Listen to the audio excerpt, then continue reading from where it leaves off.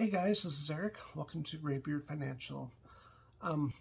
Originally, I was going to do a video on budgeting, how to budget, show you an example of the format that I use and talk about the different categories and just explain how I budget and little tricks that I know that help us stay with our budget. But as I was thinking about it, I thought, you know what?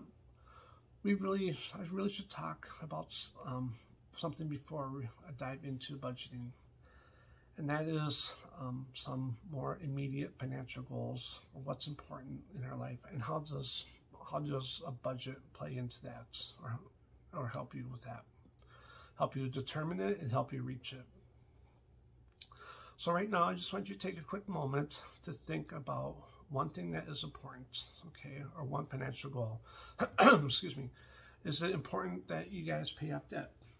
Is it important that you save up money for a new car or Hawaiian vacation? Sorry. Or is it important that you give more? That you give more to charity or give more to church? What is that important goal right now for you? Now, I want you to keep that goal in mind, okay? Or write it down on a piece of paper if you have it. Now think, if you were to look at your bank account right now, you can see where I'm going with this, can't you? Is the way you are managing your money, the way you're spending your money, is that in line, is that in tune with your goal? So is paying off debts your goal, okay? Here's your goal, paying off your debt. Is the way that you are handling your money, is that in line with paying off debt? Or is the way you're handling money, it appears that eating out is more important than paying off debt? Streaming services is more important than debt? Ordering everything off of Amazon, is that more important than debts? I don't know who would ever do that. Anyways, so just take a quick moment to think, is the way you handle your money, is that in line with your goal? I'm going to venture that a lot of us probably have a higher, or they think the way that they manage their money is more in line with their goal than it really is. I say that because if I'm not careful, that's me. I think, oh yeah, so one of our goals is to give more, okay? To give to our church, to give to missionaries, to give to different organizations. When we're on a budget, we give. We freely give. We joyfully give. When we're not on a budget, we might give, but it's not the set amount that we want to give. And at least for me personally, I always have that voice of doubt going through my head. It's like, can you really afford this? Do you really have the money? Did you remember to pay this bill? What if your car blows up? You know, just what if all four wheels on your car just fall off? What if your roof just collapses? You know, are you getting money to cover all that? You know, so some, you know, very logical questions pop in my head, and then I get other bigger questions pop in my head that just raises the doubt, so I don't give what we want to give, if that makes sense. But when we are on a budget, and I know that our mortgage is paid for, our car payments taken care of, our insurance is paid for, we have groceries, XYZ, we have all that taken care of, then giving is actually fun. And I do give, and we do joyfully give. A lot of times we give above and beyond what we originally set aside to give, just because we know everything is taken care of. We have a plan for everything, and we have that extra money to be able to give. So having a budget really does help you get in line with your financial goal here. Now, what happens? So, a while back, one of my goals was to get out of debt and to raise my credit score. Okay, so 10, 15 years ago, my credit score, I don't know what the lowest credit score you can have, but I swear, if it is possible, it was below 500. I mean, it was just terrible. Okay, Um, I'm not playing the victim game because this was all my doing.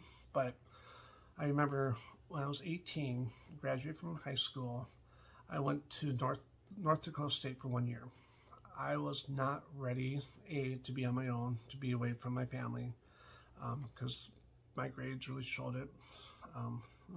There's a reason why I only went there for 1 year.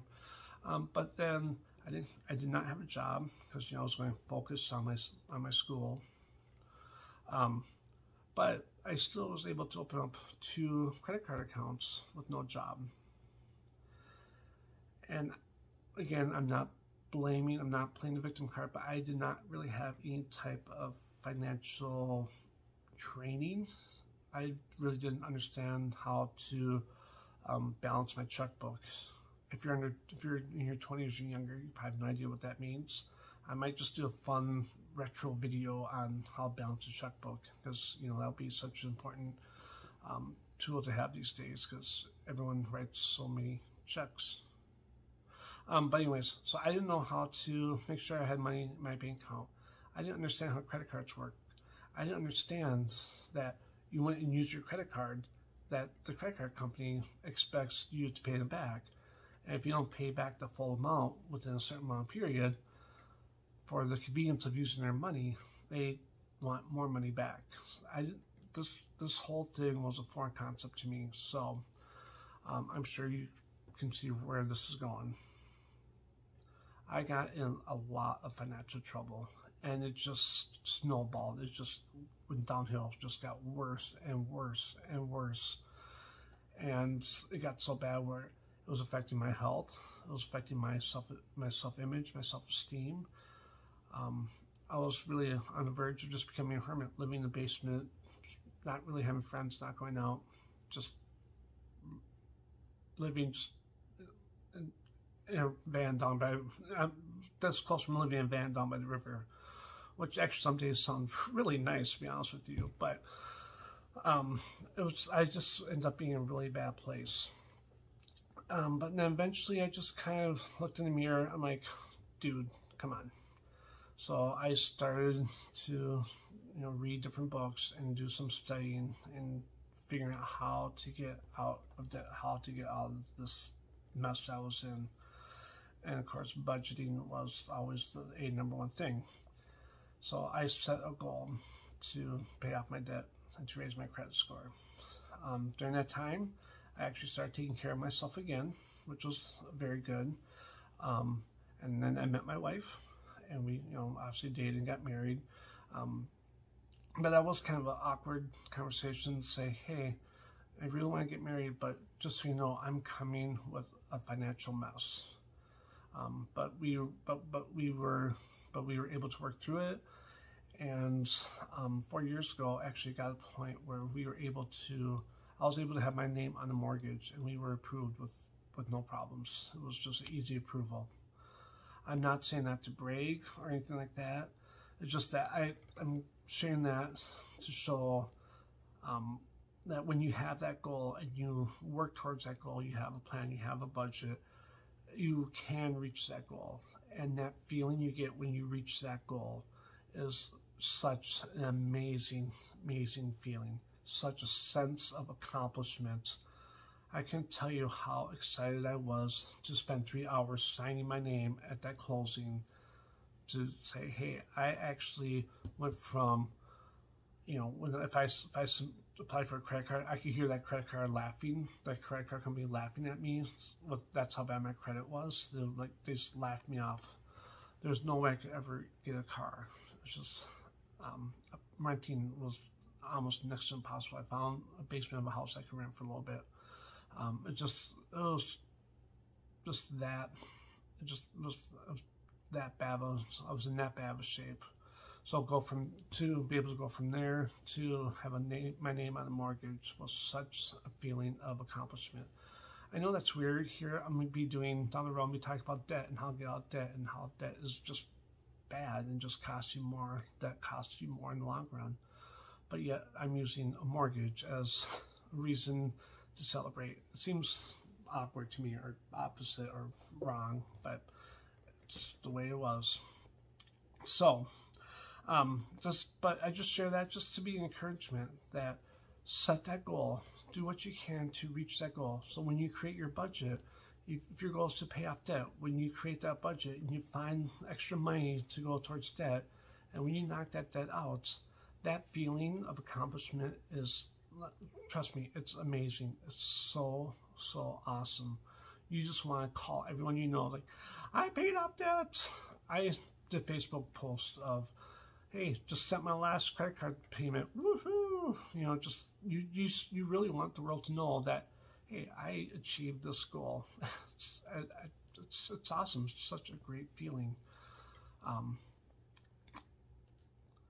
So I want to challenge you this week. Okay, think again. Keep in mind of what you thought of earlier as something important, or a main financial goal.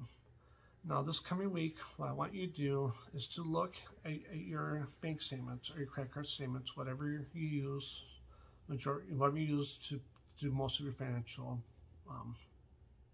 business, and see is how you manage your money. Is that in line with that goal?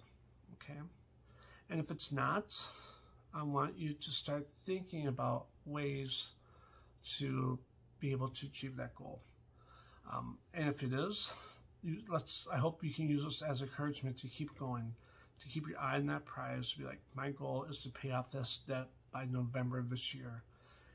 And just think of that freeing sensation that you'll have when that debt is paid off. That sense of accomplishment you have when you've reached your savings goal. The feeling you get, the feeling you'll have when you give money to that charity, and more than what you originally hoped for, or more than you originally planned for, is such a great feeling that, it just makes you feel like all the work that you've done to budget, and if you have to make cuts, it really does make it worth it. Okay, so hopefully you found this helpful, insightful, encouraging, whatever. I would love to hear from you if you have. I'd love to hear what your goals are. Okay, and if you're able to come up with a plan, my email there is on the bottom of the screen. So please feel free to shoot me a quick email. It's like, hey, my goal is to pay off my credit cards by November of this year. My goal is to get 3 months worth of expenses and savings, or whatever it is. My goal is to double what I give to whatever church or organization. Just be cool to hear your different goals and the different ways that you are planning on reaching that goal. And if you have any other topics, questions, concerns, or comment on my beautiful, wonderful, bushy, albeit white, gray beard, cool, send them there. And I guess since I'm on YouTube, I have to say, if you like this video, and if you don't like it, please like and subscribe. So that's how this works, right? I want subscribers. So, but yes, thank you for watching, and hopefully this was worth your time. And I'll see you guys next week.